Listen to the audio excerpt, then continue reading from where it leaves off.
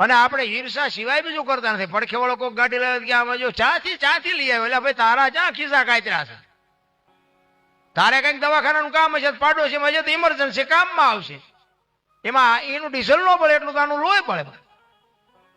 અને એમાં કુદરતને કરવું જો થોડી ઘણી કઈક અડી જાય કે કંઈક ભટકી જાય, 2 લાખ નો હતો એટલે આપણે ચા તારા વ્યાજવા લઈને એને લીધી છે. હારું બાપુ કોઈ જોઈ જ નથી. કોક ના જ વાંક. તમારા ઘર ઉપર, તમારું ઘર હોય ને ધાબા વાળું મકાન, એના ઉપર તમે ચડી અને આમ ગામમાં નજર કરો ને, આખું ગામ દેખાય, તમારું ઘર ન દેખાય. તમારે લખવું હોય લખી લઈ, તમે આખા ગામની ટીકા કરશો પણ તમે જેટલા હારા છો એ તમને દેખાય છે જ નહીં.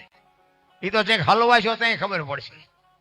હા, આપણે હનુમાન ચાલીસા ઓનલાઈન ચારે ચાલુ થાય, એ તો એવી જગ્યાએ જે હોય તારે જ થાય ને, નકર તો હનુમાન તો અહીંયા તૈયાર જ છે કે બોલો ને, નવરા જ નથી. પછી એવા હાકડીમાં આવ્યા, અંધારીઓ હોય ને, ગલીમાં હેલા જતા હોય, લાઈટ ન હોય ને, એમાં હડકાયું કૂતરું સામું મળે અને ધૂળને બાસકા ભરતા ભરતા હનુમાન ચાલીસા ચાલુ થાય. ઓનલાઈન થાય કે ન થાય? તો પેલા ચાલુ કરી હોય તો, પણ એ ટાઈમ જ નથી. અમારે નવરા નથી. નવરા એમાં બાકી હતું તો આ મોબાઈલ આવ્યા. અરે મોબાઈલ તો બાબુ જે કરી છે દુનિયામાં, મને તો એમ થાય 10 વર્ષ પછી છોકરા એમ નથી કહેવાના કે અમારા બાપા એ. અત્યારે અડધા પડતા તો બાપુ આમ જ કરતા, આવો એમ નથી કહેતો, પાણીનું પૂછે છે ને.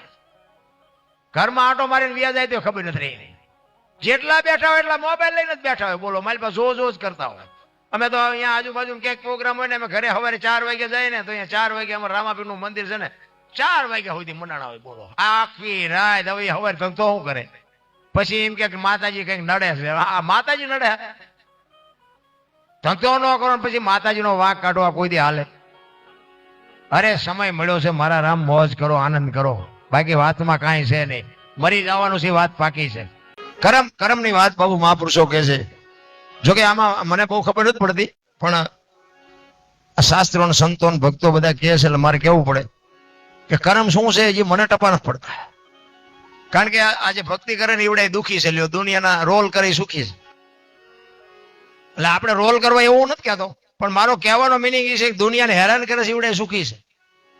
તો આપણે શું સમજવું? રામ જેવા રામને બાપુ 14 વર્ષ વનમાં જવું પડ્યું, તેનું કર્મ શું હશે? દ્રૌપદીના ચીલ ઉડાતા હતા, અહીંયા કોણ નહોતું બાપુ? કાળના જડબા ચાલીને ઉભા રાખીને પાંડવો હતા, મહાપુરુષો બેઠા હતા. એ દીકરીનો ગુનો શું હતો આખી દુનિયા જાણે છે.